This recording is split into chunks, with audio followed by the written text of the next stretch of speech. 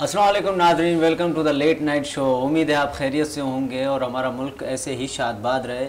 आपसे भी दुआओं की दरख्वास्त है, हमारे लिए दुआ कीजिएगा। और हमारे साथ आज मेहमान मौजूद हैं मिस्टर फ़ायज़ अली। आपका ताल्लुक़ पेट्रोलियम इंजीनियरिंग से है, आप पेट्रोलियम इंजीनियर हैं और आप दीगर ऑयल कंपनीज़ में भी काम करते हैं। आइए आपको उनसे मिलवाते हैं। अस्सलाम वालेकुम। वालेकुम अस्सलाम। कैसे हैं आप मिस्टर फैज़? अल्हम्दुलिल्लाह बिल्कुल ठीक ठाक, आप बताएं खैरियत से हैं? अल्हम्दुलिल्लाह। फ़ायज़, जर्नी कैसी रही आपकी ये इंजीनियर बनने तक? तो आपको शौक़ था या बस जैसे हमारी है रिवायत कि अब्बा अम्मा ने, अपने गार्डियंस ने, वालिदैन ने कहा है कि भाई आपने बनना है तो बनना है? बिस्मिल्लाहिर्रहमानिर्रहीम। नहीं, ऐसा कोई घर की तरफ से कोई प्रेशर नहीं था कि इंजीनियर ही बनना है या डॉक्टर ही बनना है। लेकिन आपको पता है कि हमारी सोसाइटी के अंदर जी इन दो प्रोफेशंस को जो है सबसे ज़्यादा रिस्पेक्ट से देखा जाता है, या तो बच्चा डॉक्टर हो या इंजीनियर हो। और मतलब मैंने जब मैट्रिक किया और उसके बाद इंटर किया प्री इंजीनियरिंग में, तो उस वक्त करियर काउंसलिंग की भी बहुत ज़्यादा कमी थी। तो मेरे सामने भी सिर्फ दो ही टारगेट थे कि या तो डॉक्टर बनना है या फिर इंजीनियर बनना है। तो क्योंकि मेरी क्लास के जो ज़्यादातर स्टूडेंट्स थे, जो मेरे क्लास फेलोज थे, वो सारे इंजीनियरिंग की तरफ जा रहे थे। तो बस फिर उनकी देखा देखी जो हमने भी उसी कश्ती की सवारी पकड़ ली और मेहरान यूनिवर्सिटी के अंदर दाखिला हो गया। अच्छा अच्छा। और वहाँ पर फिर जो है पेट्रोलियम इंजीनियरिंग जो है मिली जी। तो बस फिर वहीं से सफ़र शुरू हुआ इंजीनियरिंग। तो अभी क्या इंजीनियर प्रोड्यूस नहीं हो रहे? अभी इंजीनियर्स को जॉब्स नहीं मिल रही, तो इंजीनियर कम हो गए या पढ़ाई ऐसी नहीं रही? नहीं, ऐसा नहीं है। अगर देखा जाए तो इस वक्त पाकिस्तान के अंदर जो इंजीनियर्स की बनने की जो तादाद है, जो यूनिवर्सिटीज़ इंजीनियर्स प्रोड्यूस कर रही हैं, वो बेतहाशा है। लेकिन उसके बरक्स अगर आप देखें मार्केट के अंदर उनके लिए जॉब अपॉर्चुनिटीज़ नहीं है। मतलब आप ये कह लें कि जितनी ज़्यादा डिमांड है उससे ज़्यादा सप्लाई है इंजीनियर्स की।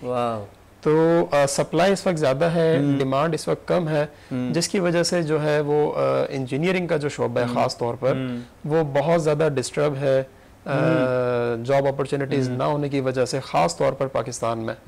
तो जो नौजवान तबका है जो इस वक्त पास आउट हो रहा है, तो उसके सामने जो है वो एक ही रास्ता है कि या तो पाकिस्तान से बाहर चला जाए, ठीक है, दुबई चला जाए, सऊदी अरब चला जाए। आप क्या कहते हैं, जाना चाहिए बाहर? नहीं, देखिए, अगर आप मेरी राय पूछें तो बिल्कुल पाकिस्तान से बाहर जाना चाहिए। क्योंकि आप यहाँ रहकर जो एक्सपीरियंस हासिल करते हैं, जिनकम अगर आपको किसी कंपनी में मौका मिलता है तो 5 से 10 साल भी अगर आप पाकिस्तान में लगा लें तो आपका स्टेटस को इतना ज़्यादा ब्राइट नहीं बन पाता। मतलब कुछ केसेस ज़रूर होंगे जो एक अच्छे मल्टीनेशनल इदारों में काम कर रहे हैं, लेकिन अगर आप यही टाइम पीरियड फॉरेन कंट्रीज़ में लगा लें, यूएई में लगा लें, सऊदी अरब में लगा लें, तो आपके पास जो है वो अपने कैरियर को ग्रो करने के बहुत ज़्यादा चांसेस होते हैं और एक वास्ट एक्सपीरियंस जो है, एक डाइवर्सिफाइड एक्सपीरियंस आपको जो है नहीं, ऐसा क्यों कि हम बाहर जा रहे हैं तो स्कोप है, उसमें सैलरी भी ज़्यादा है, तो हमारे मुल्क में नहीं है? ऐसा क्यों? कंपनीज कम है, ऐसा क्या है? एक तो सैलरीज का एक बहुत बड़ा फैक्टर है। मतलब अगर आप पाकिस्तान से कंपेयर कर लें अरब कंट्रीज़ को, या फिर आप यूरोपियन या इंग्लिश कंट्रीज़ को कंपेयर कर लें, तो आपकी सैलरी से मैं समझता हूँ कि 7 to 10 टाइम्स जो है वो ज़्यादा पेज जो है वो उन कंट्रीज़ में एम्प्लॉइज़ को मिलती हैं। तो यही वजह है कि जो सैलरी उनको ज़्यादा मिलती है, उनकी करेंसी का रेट हाई है। एग्जैक्टली, ये वजह भी तो है। एग्जैक्टली। असल में देखें, फाइनेंशियली तौर पर हमारा मुल्क गरीब है, ठीक है, और इन्फ्लेशन बहुत ज़्यादा पीक पर है इस वक्त। आप जैसे मतलब कोविड के बाद से जो है बहुत बुरे हालात हैं, और तो इस वजह से ये कह लें कि अगर आप एज कम्पेयर करेंसी कंपैरिजन करते हैं तो आपको वो वैल्यू यहाँ नहीं मिल पाती जो फॉरेन कंट्रीज़ में मिलती है। अच्छा, पेट्रोलियम इंजीनियरिंग से आपका ताल्लुक़ है, तो पेट्रोल यहाँ पे भी जो रिफाइनरीज हैं, जो माइंस हैं, जो तो क्या कहते हैं, तांबे की कानें हैं, जो कोयले की कानें, क्योंकि थोड़ी बहुत केमिस्ट्री मैंने भी पढ़ी है 9th क्लास में, उसके बाद मेरी फील्ड चेंज हो गई है, जो अभी मैं कर रहा हूँ इससे रिलेटेड है मेरी फील्ड।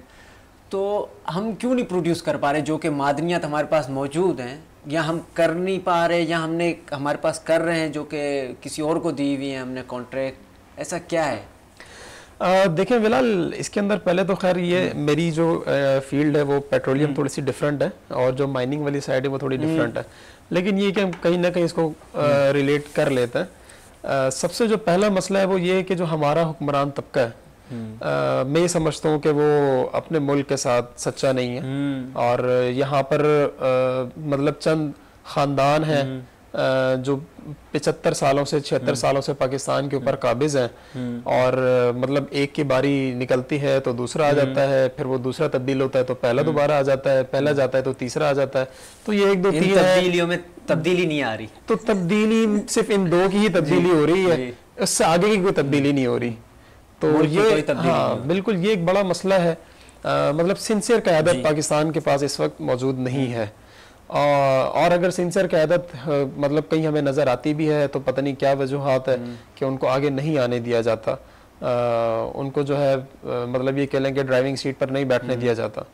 तो मैं समझता हूँ कि इसमें मतलब हुक्मरानों का ही अदम दिलचस्पी है।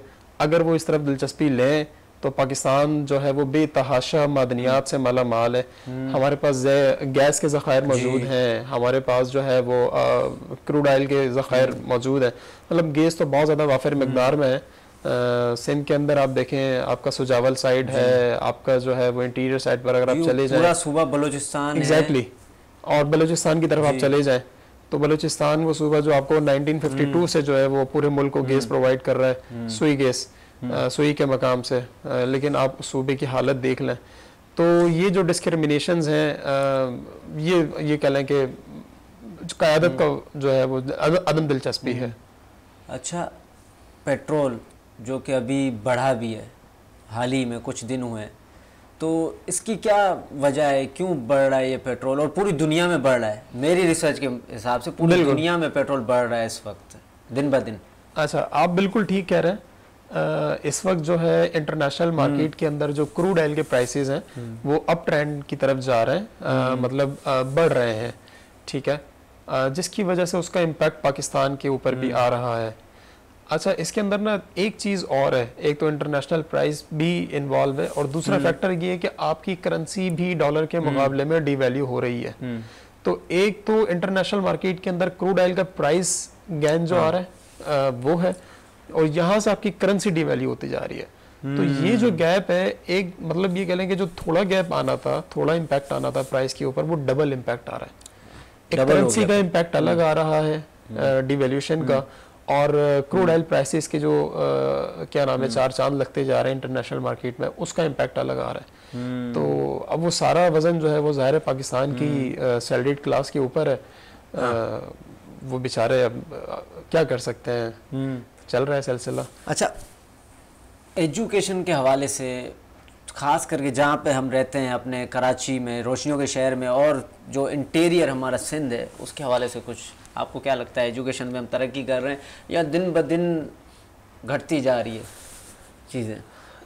नहीं, अगर हम कंपेयर करें तो एजुकेशन के अंदर तालीम के मौक़े दिन ब दिन बढ़ते जा रहे हैं, और मतलब जहाँ अगर हम देखें कि अपने हम पुराने वक्तों में आबा व अजदाद से सुना करते थे कि मतलब मैट्रिक जिसने किया हुआ हो या इंटर जिसने किया हुआ तो बहुत ज़्यादा पढ़ा लिखा समझा जाता था, लेकिन अगर आप आज देख लें तो बैचलर ग्रेजुएट तो कम से कम आपको हर बंदा मिलता है, ठीक है, और उसके बाद भी कह लें कि 50% उसके अंदर आवाम वो होती है जो मास्टर्स की तरफ मूव कर जाती है, जिनको अच्छे रोज़गार के मौक़ों की तलाश होती है, अपने करियर की ग्रोथ की तलाश होती है, तो वो लोग मूव ऑन करते रहते हैं। तो तालीम के मौक़े जो है वो बढ़ रहे हैं, और लोगों का रुझान भी तालीम की तरफ जो है वो दिन ब दिन बढ़ रहा है। लेकिन बदकिस्मती से मैं ये कहना चाहूँगा कि जो मयार है तालीम का वो दिन ब दिन गिर रहा है, ठीक है, मतलब ये कि हमारे तालीमी मयार को बेहतर होना चाहिए।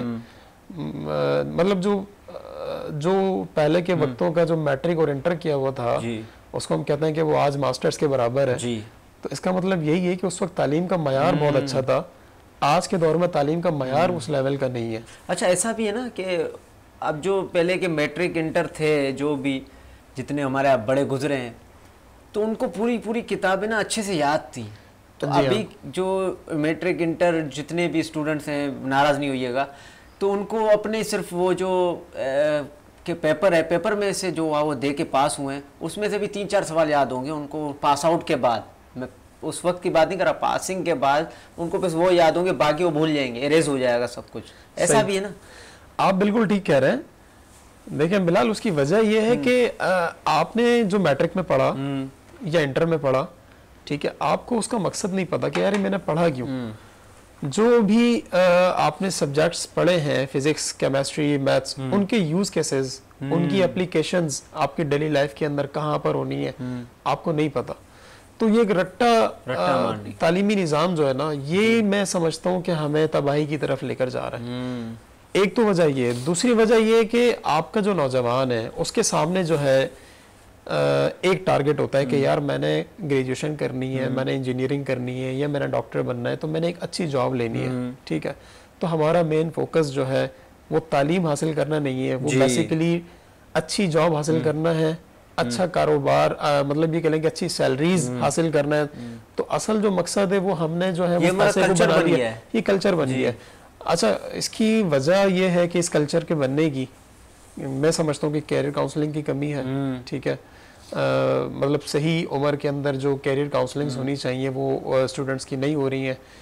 तो शायद ये मतलब एक बड़ा फुकदान है कि यंग जनरेशन का एक सवाल है कि जॉब के लिए डिग्री चाहिए, फिर जब हम डिग्री लेते हैं तो फिर जॉब के लिए एक्सपीरियंस चाहिए होता है।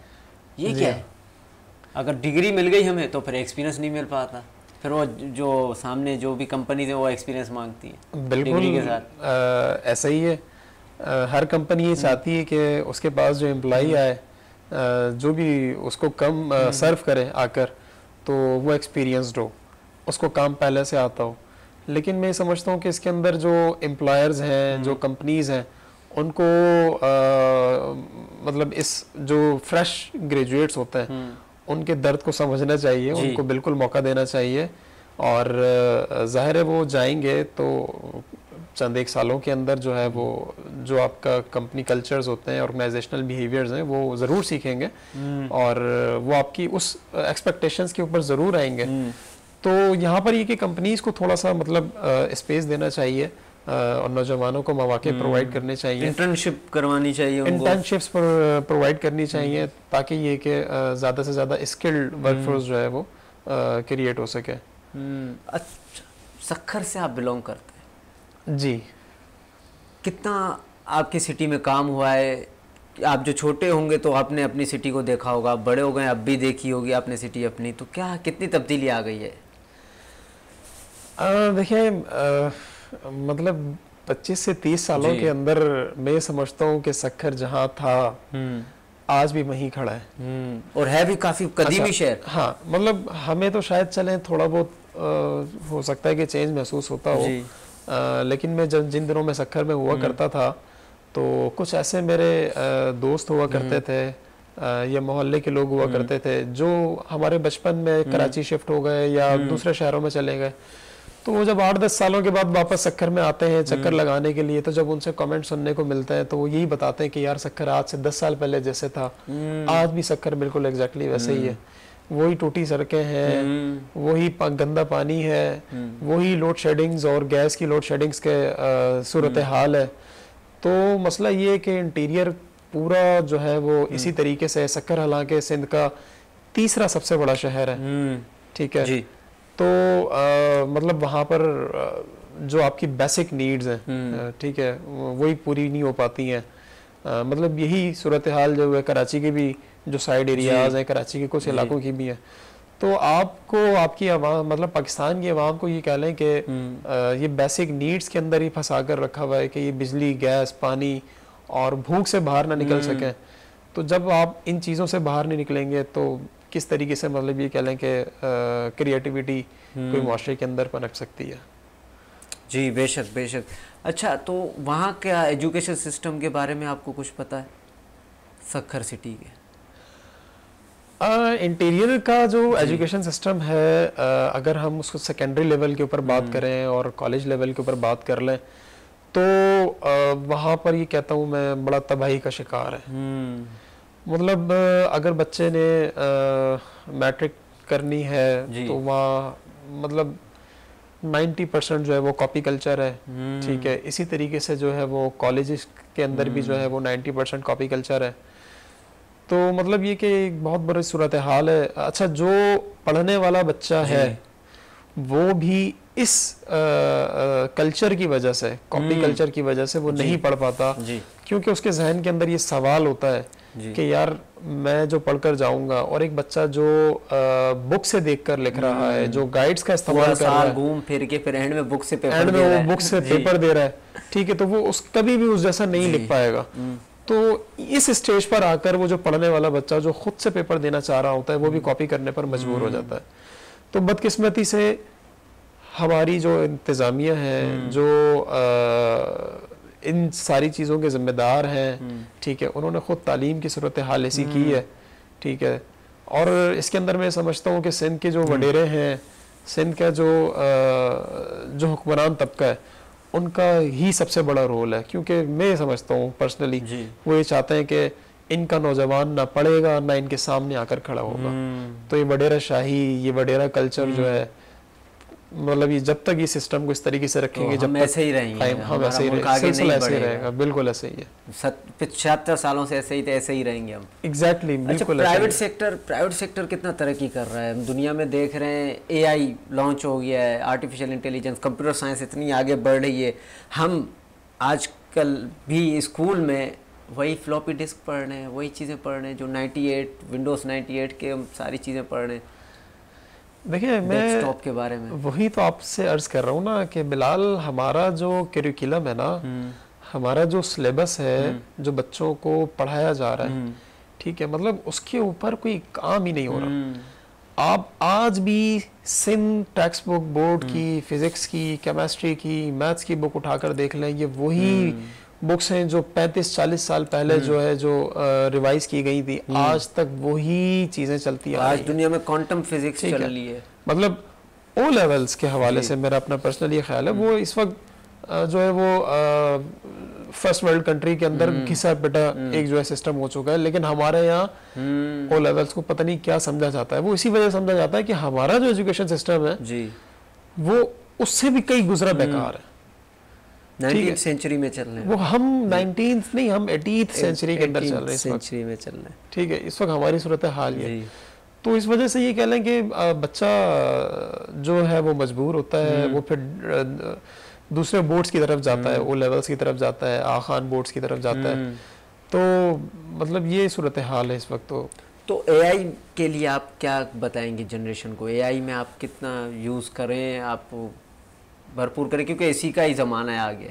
बिल्कुल, हमें क्या ऐसा डालना चाहिए इसमें? इसमें देखें, इंफॉर्मेशन टेक्नोलॉजी का दौर है, और पाकिस्तान के अंदर मैं समझता हूँ कि इस वक्त बेतहाशा गैप मौजूद है आईटी सेक्टर के अंदर। जी। अच्छा, मतलब अगर हम अपने पड़ोसी मुल्क को देख लें, इंडिया को, ठीक है, तो आप ये देखें कि उनका बिलियंस ऑफ डॉलर्स जो है वो सिर्फ आईटी का जो है वो रेवेन्यू जनरेट करते हैं वो हर साल, ठीक है, और उनकी इकॉनमी को उन्होंने अपने आईटी की रेवेन्यू से ही इतना स्टेबल किया है, ठीक है। आज आप देखें तो उनके जो लोग हैं वो दुनिया की जो टॉप नॉच कंपनीज हैं, गूगल है, माइक्रोसॉफ्ट है, ठीक है, आपका मेटा है, उनकी टॉप पोजीशंस पर, चीफ एग्जीक्यूटिव्स की पोजीशंस के ऊपर जो है वो इंडियंस जो है वो आकर बैठे हुए हैं, ठीक है। तो बड़ी बड़ी कंपनीज में उन लोगों ने सही वक्त पर जो है वो इस गैप को समझा और इसके ऊपर काम करना शुरू किया। आप आज देखें कि मतलब ये कि वो अपनी इकॉनमी को भी सपोर्ट कर रहे हैं, और सपोर्ट नहीं, वो मतलब बड़ी एक ग्रोइंग, फास्टेस्ट ग्रोइंग इकॉनमी है इस वक्त इंडिया की जो दुनिया के अंदर। तो इसी तरीके से ये कह लें कि हमें भी मतलब आईटी की तरफ बिल्कुल मूव ऑन करना चाहिए। एआई है, साइबर सिक्योरिटी है, वेब आपकी जो है डेवलपमेंट्स है, और इसके अलावा जो है आपका ब्लॉकचेन इस वक्त बड़ी इमर्जिंग टेक्नोलॉजी है। तो नौजवानों को चाहिए कि वो ज़्यादा से ज़्यादा जो है वो आईटी के अंदर। अच्छा, मैं ये समझता हूँ जब हम लोग छोटे होते थे ना स्कूल में, तो मुझे याद है कि उस वक्त जो है वो एक उस्ताद ने हमें कहा था कि बेटा इंजीनियरिंग जो है ना वो शॉर्टेस्ट वे ऑफ अमीर होने का। तो मतलब मैं, लेकिन इस स्टेज पर मैं ये समझता हूँ कि इस वक्त जो आईटी इंडस्ट्री है ना, वो इस वक्त शॉर्टेस्ट वे है अमीर तरीन होने का इस दौर में, अगर उसको कोई सही तरीके से समझ ले। तो इस वक्त जितने भी लोग बेरोजगार बैठे हुए हैं वो अपनी सॉफ्ट स्किल्स की तरफ काम करें, ठीक है, वो आईटी स्किल्स की तरफ जो है मूव ऑन करें। और मतलब बहुत सारी चीज़ें हैं आईटी इंडस्ट्री से रिलेटेड, आप बहुत सारी फील्ड्स को अंदर जा सकते हैं। तो घर बैठे जो है आप लोग ई कॉमर्स के अंदर एक अच्छा जो है वो अपना बिजनेस सेटअप कर सकते हैं। तो आईटी की तरफ जाना चाहिए बिल्कुल, ताकि ये कि हमारे मुल्क की मुआशी तरक्की का भी हम लोग जो है वो बाइस बने। क्योंकि आगे तो दौर इसी का, ये मेटावर्स का और एआई का, आर्टिफिशियल इंटेलिजेंस का दौर है आगे, और बिल्कुल ऑनलाइन करेंसी जो बिटकॉइंस वगैरह क्रिप्टो करेंसी, इन्हीं का ही दौर है आजकल। अच्छा, आपने बेरोज़गारी की बात की, जो बेरोज़गार भाई हमारे बैठे हैं, तो बेरोज़गारी की असल वजह क्या है आपकी नज़र में? क्या हम हुक्मरान रोज़गार नहीं दे रहे, या प्राइवेट कंपनीज भी रोज़गार नहीं दे रही? जैसे पहले मैंने आपको बात बताई कि जनरेशन कह रही है, जो कंपनीज मांग रही है डिग्री ले रहे हैं हम लोग, फिर मांग रही है वो एक्सपीरियंस। तो असल वजह क्या है? देखिए, इसके अंदर ना वो कहते हैं ना कि ताली जो है वो दोनों हाथों से बजती है। तो जहाँ तक आपके हुक्मरानों का कसूर है, ठीक है, उससे ज़्यादा कसूर जो है आपकी आवाम का भी है, ठीक है। मतलब हमें इस चीज़ को भी एक्सेप्ट करना चाहिए कि हमारी गलती कहाँ पर है, और उसको फाइंड आउट करना चाहिए, ताकि हम लोग जो है सॉल्यूशन की तरफ जा सकें, ना बजाय इसके कि हम लोग जो है वो सुबह से शाम जो है वो 12 महीने अपने जो है रोते हुए गुजार दें। अब इस वक्त जो मसला है वो ये है कि इन्फ्लेशन तो पूरी दुनिया के अंदर है जी। पाकिस्तान सिर्फ कोविड के बाद से सिर्फ पाकिस्तान तो इन्फ्लेशन से मुतासिर नहीं हुआ। आप तुर्की चले जाएं, आप यूके चले जाएं, ठीक है, आप अपने अभी जैसे श्रीलंका बैंकरप्ट हुआ, एग्जैक्टली श्रीलंका है। अच्छा, इसी तरीके से आप जो है वो अभी मतलब अमेरिका को हम लोग जो टॉप इकॉनमी समझते हैं पूरे वर्ल्ड की, तो वो भी अभी डेट सेलिंग की तरफ चला गया, ठीक है। उनको जो है वो दोबारा से वहाँ से निकलने के लिए करारदाद मंजूर करवानी पड़ी अपने असेंबली से। तो इस वक्त इन्फ्लेशन जो इशू है वो तो पूरे वर्ल्ड वाइड है, ठीक है। अब या तो हम इस इशू को लेकर रोते रहें और हुक्मरानों को कोसते रहें, या फिर हम इसके सॉल्यूशंस की तरफ काम करें जी, ठीक है। आप डिग्री लेकर घर में बैठे रहेंगे, कब तक बैठे रहेंगे भाई, ठीक है। मतलब आपके पास जॉब अगर नहीं मिल रही है आपको, तो आप बाहर निकलें, ये जो व्हाइट कॉलर हमारी गर्दन के अंदर लगा हुआ है इसको बाहर निकालें जी, ठीक है। और आपको ग्राउंड पर जो अपॉर्चुनिटी नजर आती है आप उसके अंदर काम करें, फारिग ना बैठे, ठीक है। जॉब के इंतजार में, किसी अपॉर्चुनिटी के इंतजार में ना बैठे। अपॉर्चुनिटी का इंतजार करेंगे तो सारी जिंदगी इंतजार करते रहेंगे, और जंग लग जाएगा। तो जो आपको अपॉर्चुनिटी नजर आ रही है, जो अपॉर्चुनिटी आपको समझ में आ रही है, आप उसकी तरफ कदम बढ़ाएं, हिम्मत करें। अल्लाह ताला जो है इंशाल्लाह ज़रूर मदद करने वाला है। बेशक चलें जी, आपको मेहनत करनी है, आपने खुद बढ़ना है। आप इतना टाइम ना बैठें कि आपको जंग लग जाए, आपको खुद अपॉर्चुनिटी चल के नहीं आएगी, आपको खुद जाके मेहनत करनी है। इसी के साथ अभी एक प्रोड्यूसर साहब कह रहे हैं कि ब्रेक का वक्त है, ब्रेक के बाद हाजिर होते हैं। ब्रेक के बाद खुश आमदीद। बड़ी अच्छी बातें कर रहे थे मिस्टर फ़ाइज़ अली के साथ। अब उनकी रूटीन के हवाले से बात करते हैं कि कैसी रूटीन होनी चाहिए, उनकी कैसी थी रूटीन और अब कैसी है, और जो स्टूडेंट्स की अभी रूटीन चल रही है उस पर भी बात करेंगे हम। फ़ाइज़ भाई, कैसी रूटीन है आपकी? क्या सुबह उठते ही कितने बजे उठते हैं आप और कितने बजे सोते हैं? क्योंकि हमारा ट्रेंड है कराची वालों का कि रात भर देर तक जागना, खास करके वीकेंड्स में, फिर सुबह शाम दिन में उठना। तो क्या ये सेहत पे असर पड़ता है इससे कुछ? हाँ बिल्कुल ऐसा ही है कि देखें, हम लोग इस वक्त जो है वो नेचर से बहुत ज़्यादा दूर हो गए। जो हमारा सोने का टाइम है वो हमारा खाने का टाइम हो चुका है, जागने का टाइम हो गया, और जो हमारा काम करने का टाइम है वो हमारा सोने का वक्त हो गया जी। तो खैर मेरी तो जो रूटीन है वो बस फजर की नमाज के बाद जो है वो ऑफिस की तैयारी होती है, और उसके बाद ये कि अपने जो है वो जॉब की जो मसरूफियात हैं वो स्टार्ट हो जाती है, और फिर वो 9 to 5 की जो इस वक्त जो रूटीन है जॉब की वही चल रही है। उसके बाद घर की कुछ मसरूफियात हैं तो वो हैं, और वीकेंड्स पर जो है वो फ्रेंड्स एंड फैमिली का जो टाइम है वो ज़ाहिर है उनको देना पड़ता है। अच्छा, अभी जो मैं देख रहा हूँ, मैं अपने आस पड़ोस रिश्तेदारों में हर जगह देख रहा हूँ कि स्टूडेंट्स रात भर देर तक जाग रहे हैं, फिर उसी जागते हुए माहौल में स्कूल चले जा रहे हैं बगैर ब्रेकफास्ट के। तो ये सेहत पे कितना असर पड़ रहा है? ऐसा हमें करना चाहिए, नहीं करना चाहिए? क्योंकि अभी बीमारियां भी बहुत बढ़ती जा रही हैं, एयर पोल्यूशन, वाटर पोल्यूशन, ऐसे कोविड जैसे वायरस आ रहे हैं, इस हवाले से क्या कहेंगे? देखिए, ये तो असल में एक पूरा लाइफ स्टाइल जो है ना हमारा, वो पूरा का पूरा डिस्टर्ब है जी, और ऐसा बन चुका है। और हम इतने बुरे मतलब फंस चुके हैं, या खुद हमने अपने आप को फंसाया है जी, ये कह लें इस लाइफ स्टाइल के अंदर। तो अच्छा, घरों के अंदर भी ये कह लेंगे पेरेंट्स की तरफ से बच्चों के ऊपर इस तरीके से सख्ती नहीं की जाती है, बच्चा सोया हुआ था उसको सोया रहने दें, ठीक है, एक्सरसाइज का उसका कोई टाइम फिक्स नहीं है, ठीक है, मतलब ये कह लें कि फिजिकल एक्टिविटीज खत्म हो गई, फिजिकल एक्टिविटीज आपकी खत्म हो गई हैं। अच्छा, उसके अलावा फिर अगर आप फूड्स के हवाले से बात कर लें तो वो हाइजीनिक फूड आपको नहीं मिल रहा, आपकी हर चीज़ के अंदर मिलावट है, दूध के अंदर आपकी मिलावट है, ऑयल के अंदर आपकी मिलावट है, सब्जियां जो आपको आ रही हैं वो इंजेक्शन लगी हुई सब्जियां आ रही हैं, ठीक है, गोश्त को इंजेक्शन लगे हुए जो है वो पानी से भरा हुआ गोश्त घर के अंदर आ रहा है, इसी तरीके से जो वो फीड की मुर्गियां हम लोग खा रहे हैं, और फिर हम जंक फूड भी खा रहे हैं। हाँ, इसके साथ साथ फिर जो है वो अगर ये सारी चीज़ें भी चले, हम घर की एक साफ माहौल के अंदर पका कर खा लें तो वो एक अच्छा होता है, लेकिन हमारा जो नौजवान है वो जंक फूड की तरफ बहुत ज़्यादा माइल हो गया है, ठीक है, पिज़्ज़ा, ब्रोस्ट और ये वो इन सारी चीज़ों की तरफ। तो ये एक बड़ा मसला है कि एक तरफ से तो जो एक अच्छा फूड इंटेक होना चाहिए वो नहीं है, ठीक है, दूसरी तरफ से जो खेलों की सरगर्मियां हुआ करती थी, ठीक है, जो फिजिकल स्पोर्ट्स हुआ करते थे वो बिल्कुल खत्म हो गए, बिल्कुल नापैद हो गए, ठीक है, तो जाहिर है वो ग्राउंड्स भी खत्म हो गए जब दिलचस्पी नहीं रही, तो जब तक दिलचस्पी होती है तो वो चीज़ भी रहती है, ठीक है। और अच्छा, उसकी वजह यह है कि जो यंग जनरेशन है वो जो है वो सॉफ्ट गेम्स की तरफ चली गई है, ऑनलाइन गेम्स की तरफ चली गई है, ठीक है, पबजी है और इस तरीके की जो दूसरी गेम्स हैं, तो इनका जो है वो ओवरऑल एक सेहत के ऊपर एक बहुत बड़ा इम्पैक्ट है। और अच्छा, यही वजूहात हैं जिनकी वजह से नफसियाती अमराज भी माशरे के अंदर बढ़ते जा रहे हैं जी। फिजिकल हेल्थ तो आपकी डिस्टर्ब हो रही है, उसके साथ साथ आपकी यंग जनरेशन की मेंटल हेल्थ भी डिस्टर्ब होती जा रही है।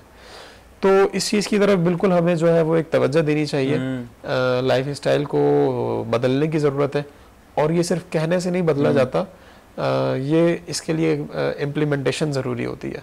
तो अच्छा, ऐसा नहीं है कि एक ही दिन के अंदर जो है वो आप बिल्कुल अपने मतलब 180 के ऊपर आकर खड़े हो जाएंगे, ग्रेजुअली एंड स्टडी जो है वो आप अपनी रूटीन को तब्दील करना शुरू करें, स्टेप बाय स्टेप। अच्छा, हम पहले जब छोटे होते थे तो टीवी चलता था घर पे, टाइम होता था इस सीरियल का उस सीरियल का या किसी मूवी का, तो उसके बाद टीवी बंद करके, जो बड़े होते थे वो टीवी बंद करके बोलते चलो भाई सोने का टाइम हो गया, अब सारे सो जाओ, हम सारे सो जाते थे। अब हर किसी के पास इंडिविजुअल एक स्मार्टफोन है, सही है, तो अब किसी को पता ही नहीं होता अपने रूम में कोई जाग रहा है, कोई सो रहा है, क्या कर रहा है, तो इसका हम टेक्नोलॉजी का गलत इस्तेमाल नहीं कर रहे। बिल्कुल गलत इस्तेमाल कर रहे हैं, और पेरेंट्स को इस चीज़ के ऊपर सोचना चाहिए। आप देखें ना, मतलब इसके अंदर पेरेंट्स का भी कितना लैक ऑफ इंटरेस्ट है। अगर आप घरों के अंदर देखें, जो 1-2 साल के बच्चे होते हैं, हमारे बच्चा ज़्यादा रो रहा है तो माँ के पास एक बड़ा अच्छा सा सोल्यूशन होता है कि यार कार्टून लगा के बच्चे के हाथ में मोबाइल दे दें। अच्छा, उसको नहीं पता कि इसके उसकी सेहत के ऊपर ये उसकी अभी ग्रोइंग एज है, ये उसकी अभी जहन बनना शुरू हो रहा है, ठीक है, और जो है मतलब ये कह लें कि जो स्मार्ट गैजेट्स हैं तो उसकी वो जो तख्लीकी सलाहियत है, जो क्रिएटिवनेस है बच्चे की, वो वहीं पर ख़त्म हो जाती है, ठीक है, वो रुक सी जाती है। तो पेरेंट्स को इस चीज़ के ऊपर जो है बड़ा मतलब ये कह लें कि ख्याल करने की ज़रूरत है। मैं समझता हूँ कि सेकेंडरी लेवल तक बच्चे को मोबाइल की कोई ज़रूरत नहीं है, बच्चे को मोबाइल देने की कोई ज़रूरत नहीं है। इस स्टेज के बाद आने के बाद ज़ाहिर है उसको ज़माने के साथ भी चलना है, ठीक है, तो आप इस एज के पर आने के बाद जो उसको स्मार्ट गैजेट्स की तरफ लेकर जाएं, और वो भी पेरेंट्स की प्रॉपर सुपरविजन होनी चाहिए, ठीक है, उसके जो गूगल अकाउंट्स हैं, जो अदर अकाउंट्स हैं सोशल मीडिया के, उनके ऊपर पेरेंट्स की एक्सेस होनी चाहिए, बच्चे की एक्टिविटी के ऊपर जो है वो प्रॉपर नज़र होनी चाहिए कि जो है वो किस तरह की एक्टिविटीज़ बच्चा कर रहा है। तो ये सारी चीज़ें जो है वो ऊपर से नीचे की तरफ ये कह लें कि वो बेहतरी ला सकती हैं जी। तो हम लोग बर्बादी के तरफ जा रहे हैं या फिर कहीं कोई अच्छा इस्तेमाल भी कर रहा है टेक्नोलॉजी का? देखिए, ये तो डिपेंड करता है कि यूज़र के ऊपर ना, हर चीज़ के बुरे इस्तेमाल भी होते हैं और अच्छे इस्तेमाल भी होते हैं। तो और बच्चे की तरबियत के ऊपर भी ये डिपेंड करता है, ठीक है।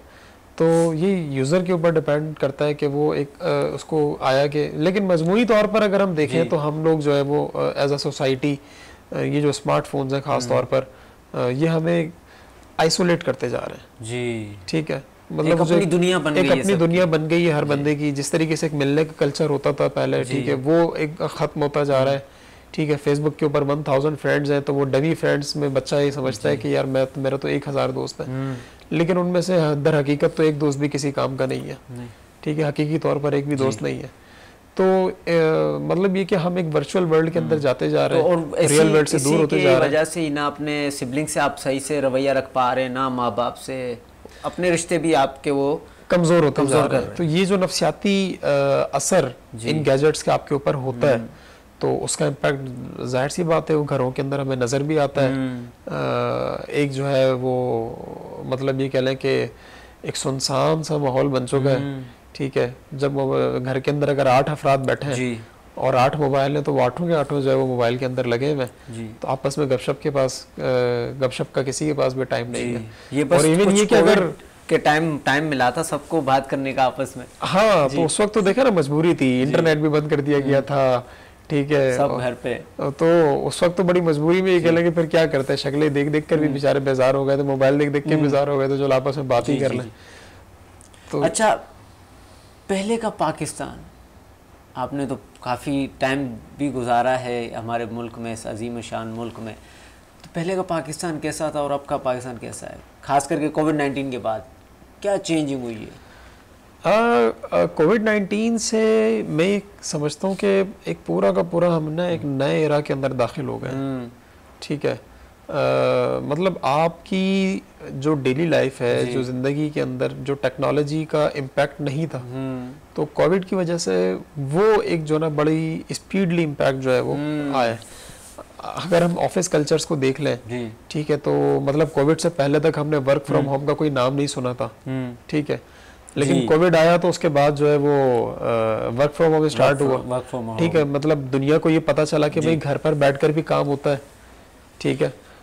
अच्छा, जब वर्क फ्रॉम होम की ये एक अपॉर्चुनिटी सामने आई, तो कंपनीज ने देखा कि यार हम तो मतलब लाखों में अपना बजट बचा रहे हैं, जो बजट हम एक इंफ्रास्ट्रक्चर के ऊपर और एम्प्लॉइज के ऊपर खर्च किया करते थे, ठीक है, वही काम हम एम्प्लॉय को जो एक सिंपल लैपटॉप देकर उसके घर से ले, खास तौर पर आईटी सेक्टर के अंदर ये चीज हो रही है। और इस वक्त जो दुनिया के अंदर जो बड़ी बड़ी कंपनीज हैं वो मतलब इसको प्रेफर कर रही हैं। पाकिस्तान के अंदर भी मेरे मतलब काफ़ी सारे दोस्त हैं, IBM के अंदर हैं, और क्या नाम है, IT कंपनीज के अंदर हैं, तो मेजॉरिटी ऑफ देम जो है वो वर्क फ्रॉम होम कर रहे हैं एज अ फ्रीलांसर। हाँ, इसको आप एज अ फ्रीलांसर ही समझ लें, लेकिन होते वो फुल टाइम जॉब पर ही हैं, ठीक है, वो एक कंपनी के एम्प्लॉई हैं, नॉट अ फ्रीलांसर। फ्रीलांसर तो देखें किसी का एम्प्लॉई नहीं होता ना, तो उसको वो एज अ प्रोजेक्ट काम कर रहा होता है, बस प्रोजेक्ट उसने डिलीवर करना है और दैट्स इट, अपनी पेमेंट उसने लेनी है। तो वो मतलब ये क्या बाकायदा कंपनी के एम्प्लॉइज हैं, लेकिन वो कंपनीज IBM देखे ना, IBM इतना बड़ा नाम है, वो जो है अपने एम्प्लॉइज को वर्क फ्रॉम होम की तरफ जो है वो मुतवज्जा कर रही है आहिस्ता आहिस्ता। अच्छा, बड़ी बड़ी कंपनीज हैं, वेबसाइट्स हैं बड़ी बड़ी जो फ्रीलांसर्स को हायर कर रही हैं, उसमें नंबर 2 पर है पाकिस्तान मेरे ख्याल से, या नंबर 1 पर, ऐसे ही है, नंबर 1 पे US है, अमेरिका है, और नंबर 2 पे पाकिस्तान है फ्रीलांसर्स की पॉपुलेशन पे। सही, सबसे ज़्यादा फ्रीलांसर्स नंबर 2 पे पाकिस्तानीज़ हैं। तो क्या ऐसा क्यों, क्या टैलेंटेड ज़्यादा हैं हमारे पाकिस्तानी, इतने सॉफ्टवेयर इंजीनियर्स हैं या वीडियो एडिटर्स हैं, क्या है ये जो उनको वहाँ पे जॉब नहीं मिल रही, जो ये फ्रीलांसिंग में चले गए? अच्छा, मेरी नॉलेज के मुताबिक पाकिस्तान जो इस वक्त वो 3रे नंबर पर शायद जो सबसे बड़ा फ्रीलांसिंग का कंट्री है।